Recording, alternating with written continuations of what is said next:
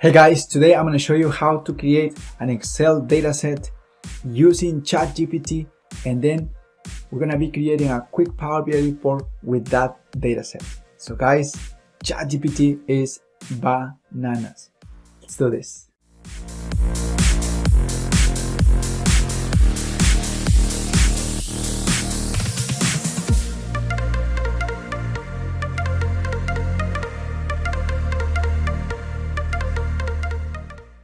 Before we get started, if this is the first time you stop by this channel, you know what to do. Hit the subscribe button, my friends, if you don't want to miss anything. Alright, now let's do this. So to make this tutorial faster, I do have a template here. We're going to be using that template, but let's go over ChatGPT real quick. So this window pops up, and then for now, let's stay logged out. So this is the template that I'm talking about here.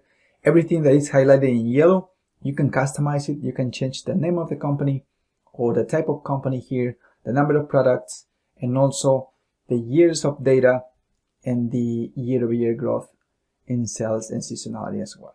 So let's do this. Let's copy this, Control-C, back to ChatGPT, paste it here, and let's hit this arrow. So now guys, this is where everything is happening. So this is live. See right here? It's giving you here the details. So let's take a look at the details here. Below is an example of how the dataset for a medical tech company could look, covering 3 years of sales data with 5% year-over-year growth seasonality. Since we cannot generate an actual file, I will provide the data in a tabular format that you can easily input into Excel. And then here we have the name of the columns. This is great. And this is the example that we're seeing here: day, region, product unit sold, price per unit, revenue, and sales representative. Different regions here as well. So this is great. And also we have seasonality here, adjustments. And then for the growth, there are also here more details. So this is great. So let's ask for a larger data set. Let's see what happens. Can I have a larger data set? Let's see. So it's working. 2022. 2022. So this is great. So this is great. This is working perfectly fine. So the only difference here is that we are seeing 2022 records only. So let's ask to incorporate 2023 and 2024 records. So this is great.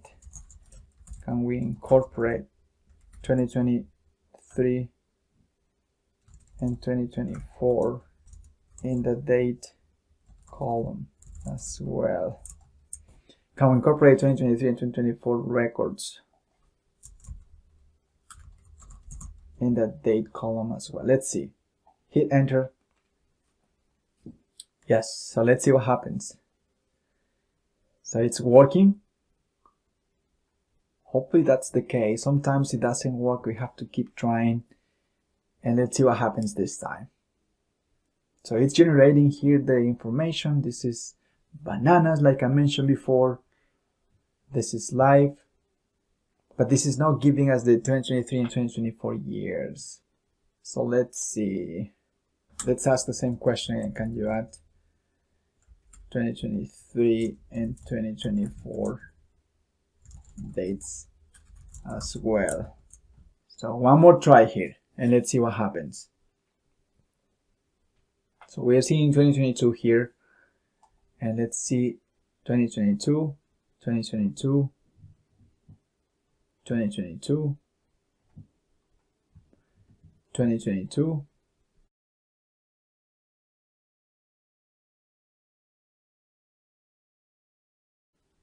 Well, it's giving us now 2023 in a different data set here, and then 2024. Okay, I think this is good enough.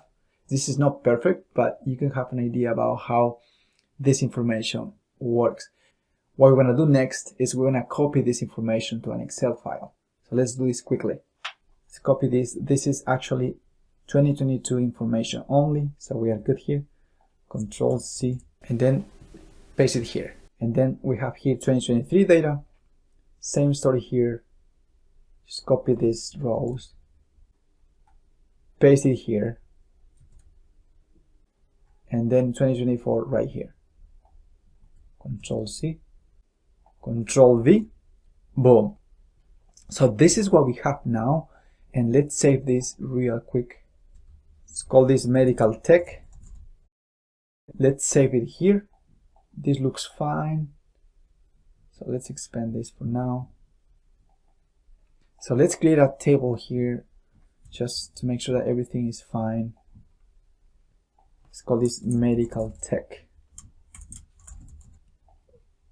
Save these changes, close it, and now we're gonna open Power BI. I already have this template. What we're gonna do next is we're gonna connect the Excel file with this Power BI report. So go over here. So we do have here the Excel table. Open it. Select medical tech. Load it. So it's thinking. And then what we need to do next is we're gonna go over the medical table and see if we have the information here. Boom. We do have the information here. Let's go back to dates. Okay, so let's go back over the medical tech. So we have here, this is text. We don't need text here. We need actually date. So we need date format here. Yes. And then this should be short. Boom. Okay. I think we are good to go now. Let's see. You know what? Let's go back and check here the data type for each column. I want to make sure that we have numbers for numbers. Okay, see? So this is number. So we're good. So we're good to go. Close this. And now, if we go back over dates, this is the calendar table. It's already referencing the medical tech table. So we are good to go there. Let's go back to this table. Revenue. What I'm doing here, I'm creating an explicit measure to some revenue. So it's already good to go.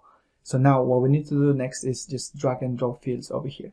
So for this particular case, let's drag region, for example, and then let's drag revenue.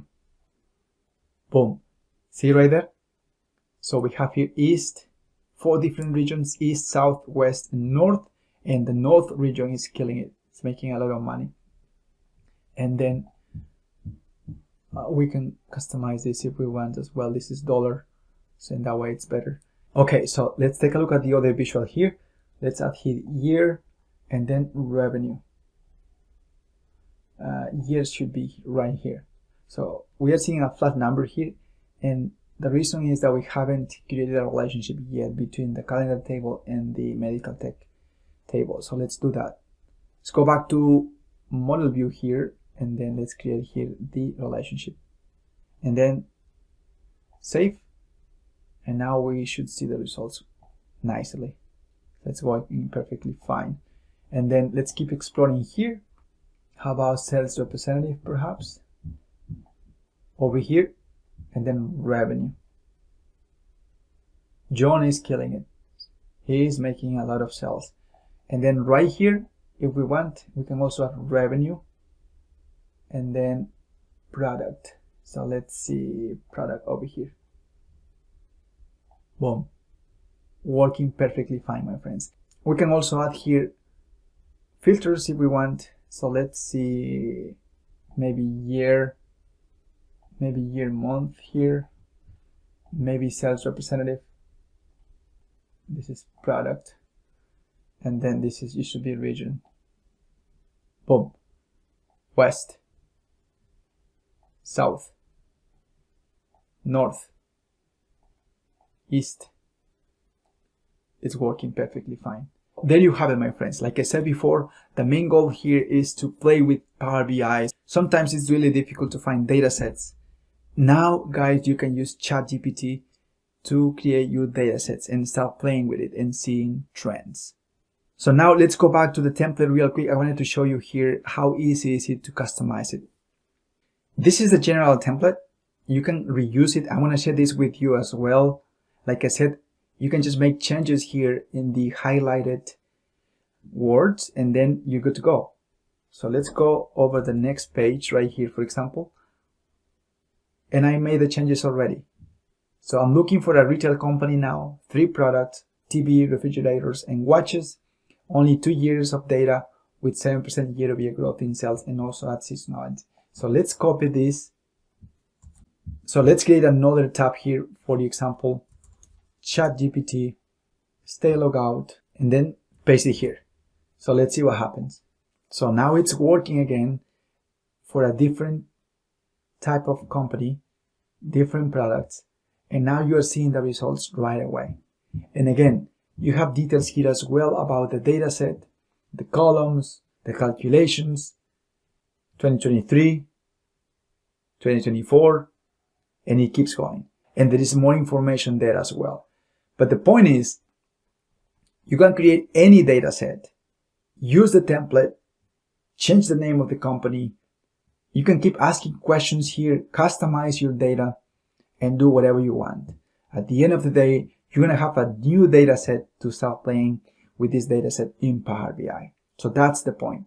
And like I said before, this is just a matter of changing the industry, the company name, number of products, the number of years for the data, and also the year-over-year growth.